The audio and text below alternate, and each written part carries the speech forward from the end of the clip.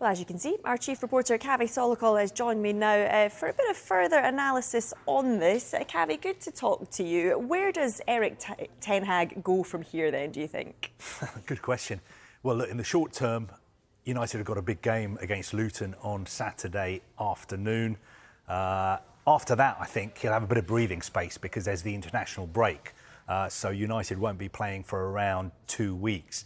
Now, driving in this morning, I was listening to the radio. There were some United fans calling in, saying perhaps it was time for Erik ten Hag to leave the club. The fact that United have lost 9 out of 17 games this season, does it mean that he's a manager who's under pressure?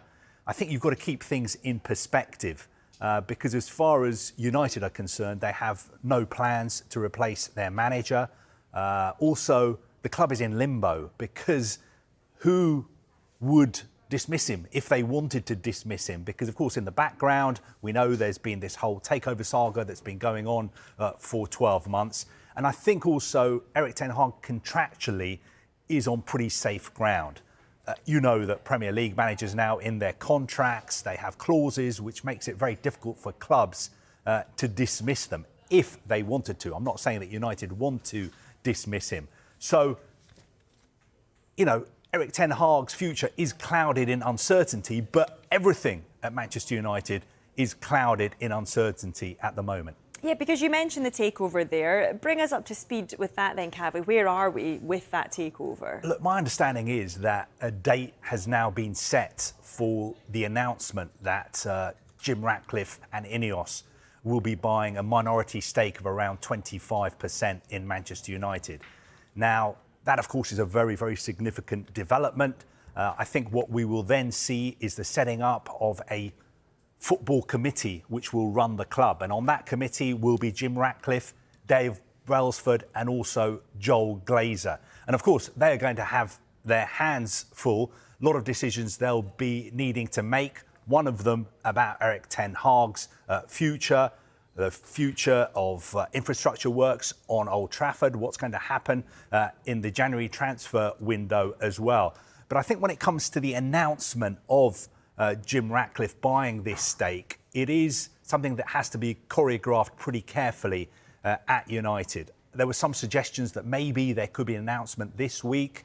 I'm not sure about that. I think maybe it makes more sense to announce it during the international break.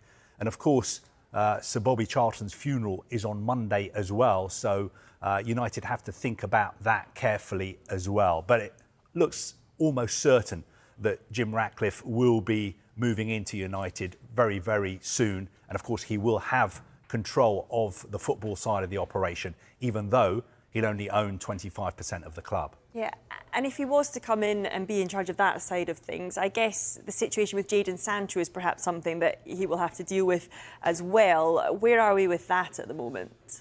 I think if you're somebody who is spending more than £1 billion buying Manchester United, one of the things you're going to look at, you've probably already looked at, is what is going on with Jadon Sancho.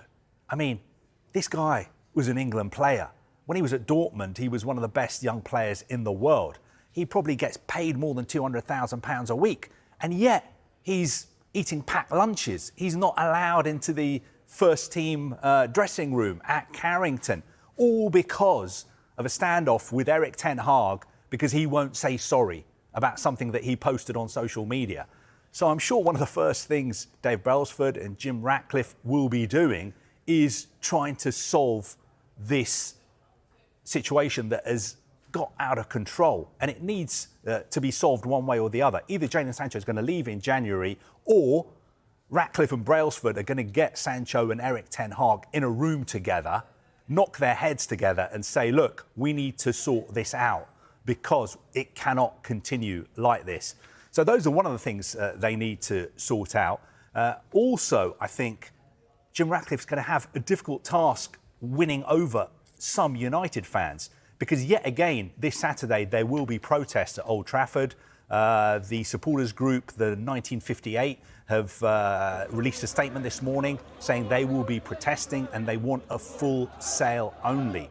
They don't think just having somebody buying 25% of the club is going to sort out the club's future.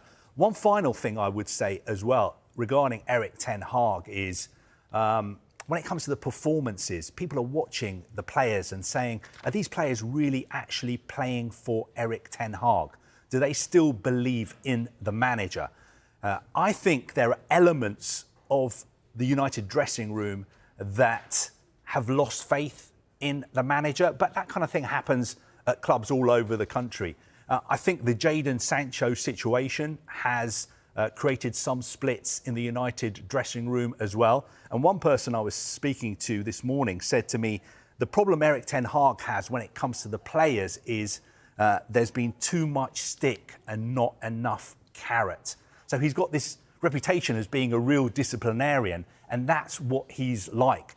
But when it comes to modern footballers, I think the stick sometimes works, but you've also got to dangle the carrot in front of them. You need sometimes to sort of see things from their point of view, put an arm around their shoulder, and maybe that's something that Erik ten Hag needs to work on going forward.